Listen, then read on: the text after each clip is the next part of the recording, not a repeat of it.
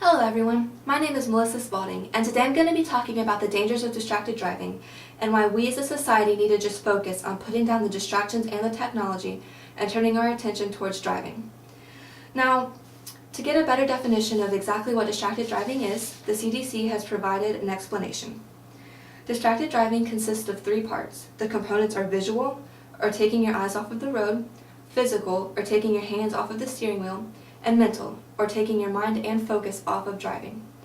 Now, when we hear the term distracted driving, most of us probably think of texting and driving, and that's because texting and driving covers all three of the components.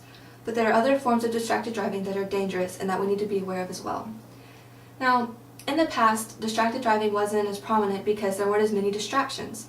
Cell phones weren't as popular, and neither was text messaging, and there weren't as many distractions in the car. But over the years, the amount of text messages being sent in the United States has increased dramatically.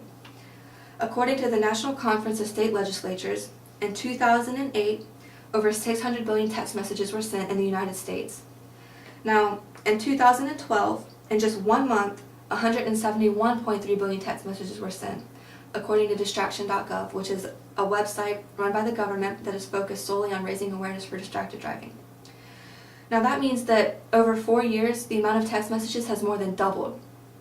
And with the increase in text messages, the likelihood of people texting while they're driving increases as well.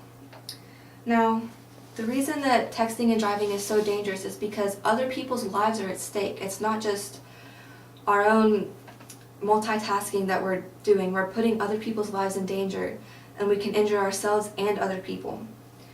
Now, according to David Strayer, a researcher from the University of Utah, driving while talking on the phone is equally as dangerous as driving while under the influence of alcohol, and driving while texting is twice as dangerous as that.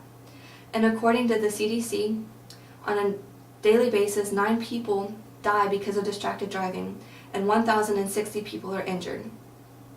Additionally, in 2012, 3,328 crashes were caused because of distracted driving, and 660,000 people on a daily basis are texting and driving, according to distraction.gov. Now, when you talk on the phone and drive, you're 4 times as likely to get into a car accident, and when you text and drive, you're 23 times as likely to get into a crash. Additionally, another risk of distracted driving is that your reaction time decreases dramatically. Instead of having the reaction time of a 20-year-old, you have the reaction time of a 70-year-old, which causes significantly more car accidents and possibly even injuries and fatalities. Now, to put things into a bit more of a perspective, on average it takes 5 seconds to read a text message. Now, if you're traveling 55 miles an hour, you're covering the length of a football field in that time, and that's without once looking at the road. And if you're not paying attention, a pedestrian could fall into the road, or debris could fly at your car, and you won't see it because you're not paying attention. And that can cause car accidents and injuries and fatalities as well. Now, the reason that distracted driving is so prominent today is because, for one, the increase of distractions, and also the laws and punishments are not that severe. In most states, there are laws about texting and driving or operating handheld devices while driving, but they're not that severe. For instance, in Florida, you're allowed to hit one button to answer a phone call or to skip a song that's playing on your phone or something like that, but you're not allowed to actually text, but it's so difficult to prove if you're actually texting or just answering a phone call that hardly anyone gets a ticket for texting and driving. And also, in order to be pulled over for texting and driving, you have to be committing some other violation of the law. And the punishments for texting and driving are not that severe.